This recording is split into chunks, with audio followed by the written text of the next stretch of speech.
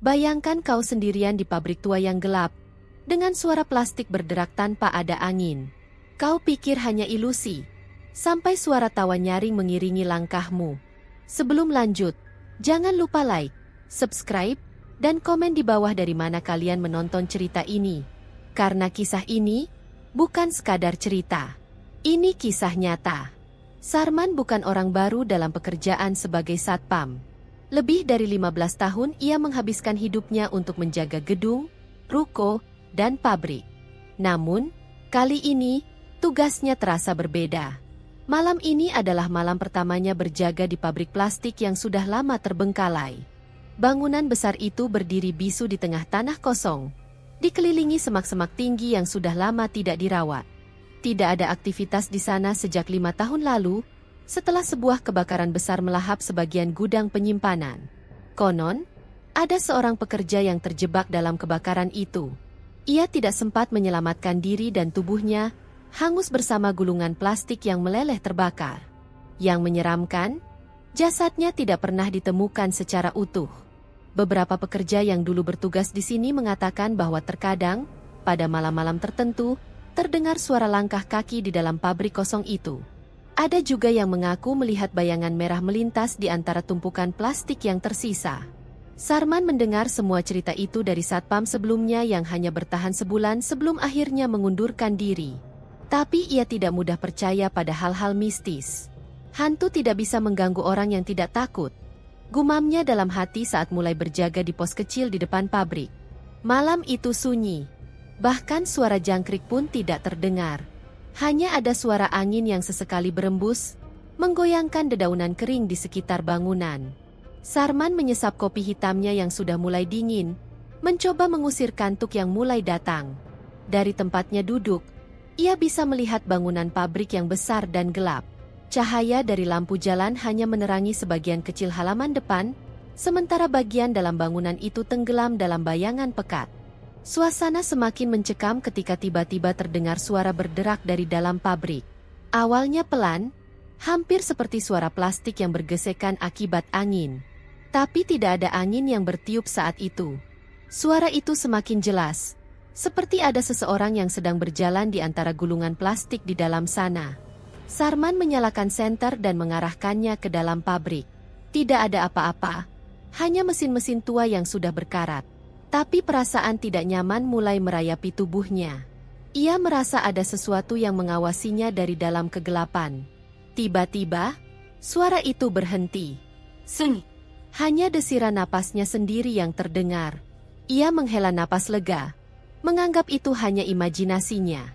Namun, saat ia memalingkan wajah, sudut matanya menangkap sesuatu bergerak cepat di ujung ruangan. Sebuah bayangan berwarna merah. Jantungnya berdegup lebih kencang. Ia mengucek matanya, berharap itu hanya ilusi. Tapi bayangan itu masih ada. Berdiri diam, tidak bergerak, hanya memperhatikannya. Seketika, bulu kuduknya berdiri. Ada sesuatu yang tidak beres. Lampu di pos jaga tiba-tiba berkedip-kedip, lalu padam. Kegelapan menyelimuti tempat itu. Hanya ada sinar remang dari senter di tangannya. Di tengah keheningan itu, terdengar suara lain. Suara yang membuat darahnya membeku. Seseorang tertawa. Pelan. Melengking. Suara seorang perempuan. Jam menunjukkan pukul 2 dini hari. Sarman masih duduk di pos jaganya. Namun pikirannya tidak tenang. Udara malam terasa semakin dingin. Jauh lebih dingin dari biasanya. Angin seperti berhenti berembus, meninggalkan keheningan yang ganjil. Kopi hitam di cangkirnya sudah dingin, tapi ia tidak berani meninggalkan pos untuk membuat yang baru. Matanya terus mengawasi pabrik tua di depannya, bangunan gelap yang tampak lebih menyeramkan dari sebelumnya. Saat itu, sebuah suara mulai terdengar dari dalam pabrik. Awalnya pelan, nyaris tak bisa didengar, seperti suara gesekan plastik dengan lantai semen. Sarman mencoba mengabaikannya. Mungkin tikus, pikirnya. Tapi semakin lama, suara itu semakin jelas. Bukan lagi suara plastik yang bergeser, melainkan langkah kaki. Seseorang atau sesuatu sedang berjalan di dalam sana. Sarman berdiri, menyalakan senter, dan mengarahkan cahayanya ke pintu pabrik yang terbuka sedikit. Hanya kegelapan yang terlihat. Namun, perasaan tidak nyaman mulai merayapi tubuhnya. Seolah-olah ada sesuatu yang bersembunyi di dalam sana, mengawasinya dari kegelapan. Ia meneguk ludah dan mencoba berpikir logis. Tidak ada siapapun di pabrik ini, pikirnya. Bangunan ini sudah lama ditinggalkan. Namun, rasa penasaran mulai menguasai dirinya. Dengan langkah hati-hati, ia berjalan mendekati pintu. Setiap langkahnya terdengar bergema di antara dinding beton yang lapuk. Ketika ia sampai di depan pintu, suara langkah itu berhenti. Seng! Hanya suara detak jantungnya sendiri yang terdengar kencang di telinganya. Perlahan, ia mengangkat senternya dan mengarahkannya ke dalam ruangan. Napasnya tertahan saat melihat sesuatu bergerak cepat di sudut ruangan. Sebuah bayangan berwarna merah. Sarman mengedipkan mata, memastikan apa yang ia lihat. Tapi bayangan itu masih ada, berdiri diam di pojok ruangan. Tidak bergerak, tidak berbicara. Hanya berdiri di sana, memperhatikannya. Jantungnya mulai berdetak lebih cepat. Ia menggerakkan senter, mencoba melihat lebih jelas. Tapi begitu cahaya senternya mengenai sosok itu, bayangan itu bergerak cepat, berlari ke dalam kegelapan. Sarman mundur beberapa langkah. Tangannya gemetar. Rasanya ada yang tidak beres di sini. Apakah ia baru saja melihat seseorang? Atau sesuatu yang lain? Saat ia masih mencoba memahami apa yang terjadi, tiba-tiba terdengar suara keras dari dalam pabrik. Suara sesuatu jatuh dengan keras, seperti tumpukan plastik yang terguling. Sarman tersentak, tangannya refleks menggenggam pentungan di pinggangnya. Ia ingin pergi, ingin meninggalkan tempat ini. Tapi sesuatu di dalam dirinya menahannya. Dengan senter masih menyala, ia mencoba melihat ke dalam ruangan lagi. Kali ini, semuanya tampak biasa. Tidak ada bayangan merah. Tidak ada suara langkah kaki. Namun, saat ia hendak berbalik kembali ke pos jaga, sesuatu membuatnya terpaku. Di lantai berdebu, di antara tumpukan plastik yang berserakan, terlihat jejak kaki kecil. Jejak kaki itu basah, seperti bercak darah. Sarman menatap jejak kaki itu dengan tubuh membeku. Ia mencoba meyakinkan dirinya bahwa itu hanya ilusi. Tapi semakin lama ia memperhatikan, semakin jelas bahwa jejak kaki tersebut memang ada, basah, seperti bekas air, atau darah. Ia menggerakkan senternya, mengikuti arah jejak itu. Jejak itu bermula dari sudut ruangan yang gelap, lalu mengarah ke bagian gudang tempat plastik-plastik tua masih berserakan. Semakin jauh ia menelusurinya, semakin ia merasa ada sesuatu yang mengintainya. Udara malam yang sebelumnya hanya dingin kini terasa berat, seperti ada sesuatu yang menggantung di udara. Tiba-tiba, suara tawa terdengar. Tawa pelan, melengking, seperti suara seorang wanita yang sedang menikmati penderitaan seseorang. Sarman langsung menoleh ke arah sumber suara. Tetapi yang ia lihat hanya gelap. Tawa itu berhenti sesaat, namun kini digantikan oleh suara berbisik. "Kau datang ke tempatku." Suara itu begitu dekat, seakan-akan ada seseorang yang berdiri tepat di belakangnya dan berbisik di telinganya. Dengan napas memburu, Sarman menyalakan senter ke sekelilingnya. Namun, tidak ada siapa-siapa di sana. Ia merasakan bulu kuduknya berdiri. Tangannya mulai gemetar saat menggenggam pentungannya. Ia ingin pergi. Saat ia berbalik untuk kembali ke pos jaga, ia melihat sesuatu yang membuat darahnya membeku. Di ujung gudang, berdiri seorang perempuan. Tubuhnya kurus, dengan pakaian compang-camping berwarna merah. Rambutnya panjang menutupi sebagian wajahnya yang pucat. Tapi yang paling menyeramkan adalah matanya. Kosong. Tidak ada bola mata. Hanya rongga hitam yang dalam, seolah-olah menatap langsung ke dalam jiwanya. Sarman terpaku di tempatnya. Ia ingin berlari, tapi tubuhnya terasa berat. Kakinya tidak bisa digerakkan. Perempuan itu tersenyum. Senyum yang mengerikan. Senyum yang membuat perutnya terasa mual. "Kau datang ke tempatku." Suara itu terdengar lagi. Tapi kali ini keluar langsung dari mulut perempuan itu. Dalam kepanikan, Sarman akhirnya berhasil menggerakkan kakinya. Dengan sekuat tenaga, ia berbalik dan berlari menuju pintu keluar. Jantungnya berdegup begitu kencang, hampir terasa seperti akan meledak di dadanya. Saat ia hampir mencapai pintu, ia merasakan sesuatu mencengkram pundaknya. Kuku panjang yang dingin menusuk kulitnya. Ia berteriak, tapi suara teriakannya hanya menggema di pabrik kosong itu. Sarman berlari sekuat tenaga menuju pos jaganya. Ia tidak peduli lagi dengan apapun di sekitarnya. Napasnya memburu, keringat dingin membasahi punggungnya, dan bulu kuduknya masih berdiri tegak. Yang ada di pikirannya hanyalah satu hal, keluar dari tempat terkutuk ini. Namun, begitu ia mencapai pintu keluar, sesuatu yang tidak masuk akal terjadi. Pintu itu terkunci. Tangannya dengan panik meraih gagang pintu dan mencoba membukanya. Ia menggedor-gedor kayu tua itu dengan sekuat tenaga, berharap pintu akan terbuka. Tapi tidak. Padahal, ia tidak pernah menguncinya.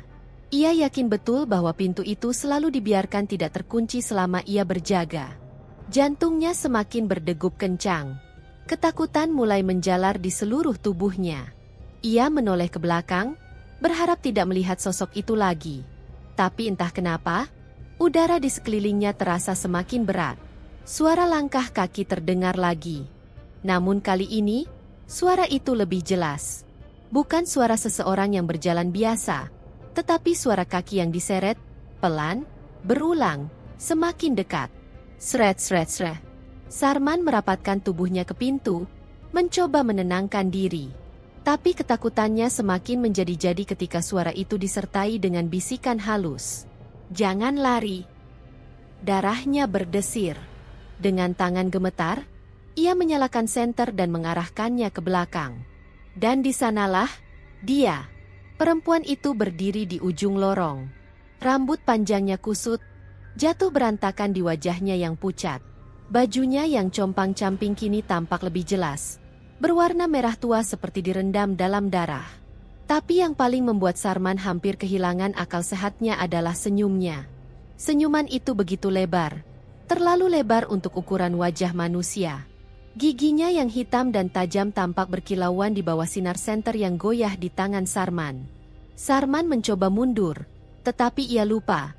Di belakangnya hanya ada pintu tertutup yang tak mau terbuka. Tiba-tiba, lampu di pos jaga berkedip-kedip. Sarman menoleh ke arah lampu yang terus berkelap-kelip, seperti ada sesuatu yang mengganggu aliran listriknya. Namun, ketika ia kembali mengarahkan senternya ke sosok perempuan itu, dia sudah tidak ada di sana. Tawa melengking memenuhi ruangan. Sarman tidak bisa lagi berpikir jernih. Dengan panik, ia menghantam pintu sekuat tenaga. Kakinya menendang kayu tua itu, tangannya memukulnya tanpa henti, berharap pintu itu akan terbuka. Tawa itu semakin keras, menggema di seluruh pabrik, seolah-olah berasal dari segala arah. Lalu, tiba-tiba, pintu terbuka sendiri. Sarman terjatuh keluar, terhuyung-huyung ke tanah. Ia langsung menoleh ke dalam pabrik, napasnya masih terengah-engah. Ruangan itu kini kembali sunyi. Tidak ada lagi suara, tidak ada tawa, tidak ada sosok perempuan itu. Namun, sesuatu masih terasa tidak benar. Ia menoleh ke arah kaca jendela pos jaganya. Dan di sanalah, bayangan merah itu menatapnya dari dalam cermin. Sarman masih terjatuh di tanah. Napasnya memburu, tubuhnya gemetar tak terkendali. Dadanya naik turun dengan cepat, seakan paru-parunya kekurangan udara. Tangannya yang basah oleh keringat gemetar saat ia mencoba menopang tubuhnya. Pintu pabrik yang tadi tertutup kini menganga lebar, membiarkan kegelapan di dalamnya menatap balik ke arahnya. Untuk sesaat, semuanya terasa sunyi. Tidak ada suara tawa, tidak ada bisikan, tidak ada langkah kaki yang diseret.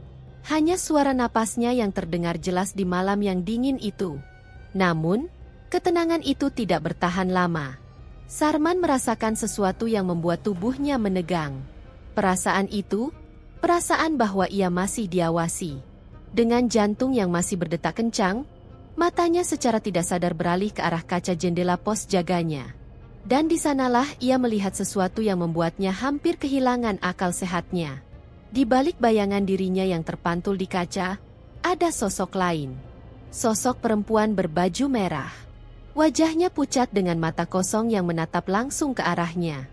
Mulutnya terbuka sedikit, seakan hendak berbicara. Namun, tidak ada suara yang keluar. Sarman membeku. Otaknya mencoba memahami apa yang sedang terjadi. Apakah ia sedang berhalusinasi? Atau ini nyata? Ketakutannya semakin menjadi-jadi ketika ia melihat sesuatu yang lebih mengerikan. Bayangan di kaca itu tidak hanya satu.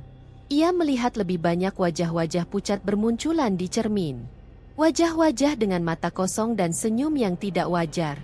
Mereka tidak bergerak, hanya diam, menatapnya dari balik pantulan kaca. "Jangan melihat ke belakang," bisikan halus terdengar. Darah Sarman terasa membeku di nadinya. Ia ingin lari, ingin berteriak, ingin keluar dari tempat ini secepat mungkin. Tapi tubuhnya terasa berat. Seakan ada sesuatu yang menahannya di tempat. Cermin itu mulai bergetar. Retakan kecil mulai muncul di permukaannya. Seperti ada kekuatan tak kasat mata yang menghancurkannya perlahan-lahan. Lalu, tiba-tiba, ceraa. Cermin itu pecah berkeping-keping. Sekejap setelahnya, suara tawa melengking terdengar begitu dekat, seperti berada di telinganya sendiri. Tawa yang tidak hanya satu suara, tetapi banyak. Seolah-olah semua wajah dalam cermin tadi ikut tertawa bersamanya. Sarman jatuh terduduk. Tubuhnya gemetar tanpa bisa dikendalikan. Ia tidak bisa lagi berpikir jernih. Di tengah rasa paniknya, ia melihat pecahan kaca yang berserakan di lantai. Dan di sana, di pantulan-pantulan kecil dari serpihan kaca yang pecah, wajah-wajah itu masih ada. Masih menatapnya. Masih di sini. Pagi itu, matahari mulai naik perlahan, menyinari pabrik tua yang kini terasa lebih dingin dari biasanya. Namun, di dalam pos jaga, Sarman masih terduduk kaku di pojok ruangan. Matanya kosong, napasnya tersengal, dan tubuhnya gemetar tanpa bisa dikendalikan. Pemilik pabrik, Pak Gito, datang sekitar pukul 6 pagi untuk mengecek keadaan. Namun, begitu ia melihat kondisi Sarman, wajahnya langsung berubah pucat. "Sarman, kau kenapa?" serunya, bergegas masuk ke dalam pos jaga. Sarman tidak menjawab. Tubuhnya hanya bergeming di sudut ruangan. Tangannya mencengkeram celananya erat-erat. Mulutnya terbuka sedikit. Tapi hanya satu kalimat yang terus keluar dari bibirnya. Berulang-ulang, "Dia masih di sini, dia masih di sini." Pak Gito menoleh ke sekeliling ruangan. Ada sesuatu yang terasa aneh. Udara di dalam pos jaga terasa begitu dingin, meskipun di luar matahari sudah mulai meninggi.